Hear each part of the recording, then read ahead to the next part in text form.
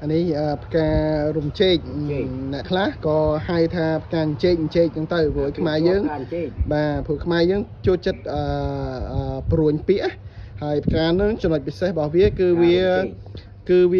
ក្អូបតែពេលយប់ទេត្រូវទេពូបាទពេលយប់បាទពេលយប់ពេលថ្ងៃអត់ក្អូបទេការណាគ្រីយ៉ាងការណាគ្រីក៏ក្អូបពេលយប់ដែរបាទក្លិនវាមែនតើទៅដូចសតុនបើធៀបដូចស្វាយចន្ទីស្វាយចន្ទីទុំក្លិនណាតែពេលយប់វាក្អូបវិញខ្លាំងជាងហ្នឹងទៀតថាណែនាំស្គាល់ហ្នឹងហើយផ្ការរំជែកបាទពូជាងមកបាត់អីគេ